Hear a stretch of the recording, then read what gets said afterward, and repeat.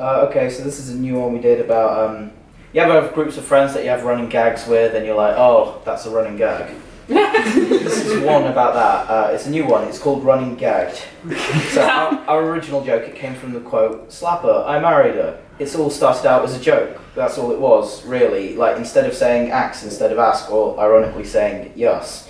It was a joke. It was whenever someone would say a word that included a word ending with the ER sound, one of us would pounce upon this moment of phonetical weakness for the sake of a quick laugh. First it was, "I married her," simple enough. We had a laugh, we let it grow, and that was my first mistake. I let the joke get away from me. I let it escape and we all paid for it. Before we knew it, we were following up the ER ending words with variations and vice versa. And soon it became user, I hardly knew her. Sepia, I filtered her. Creeper, I barely objectified her. King prawn, I marinated her.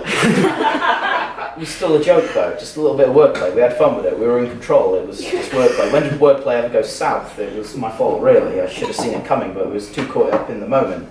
The easy comedy, the effortless laughs I could extract from anyone with a simple play on phonetic conventions. I must admit, I used it to feed my own ends, to feed my ego. I'm not proud, I was young, I was about this age. And I needed the laughs. It grew, it took over the whole sentences that had once formed its fertile breeding ground. Soon it was, alt-right, I barely resembled fascism.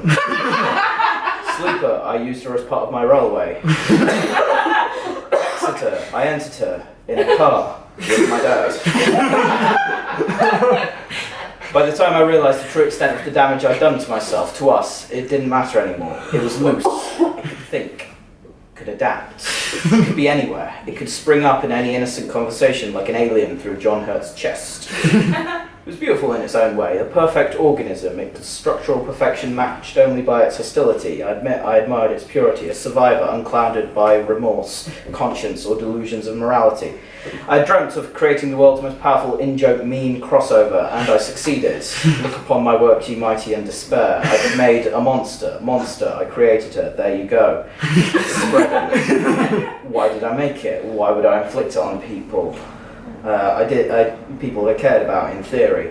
I did it for me, I was good at it, I was alive, because I knew it could be something more, I knew it would be, I knew it should be. Something to hold us together in times of joy, despair, or utter boredom. A simple universal concept of togetherness conveyed via basic wordplay based on phonetics, but it became more than that. And as time has come, it's outgrown only one human host, and it's only a matter of time before it spreads among us all. Assimilator, I amassed her for the sake of dominating our planet. Run while you still can, it's too late for me. I mean, I feel like a traitor, but traitor. Thank you.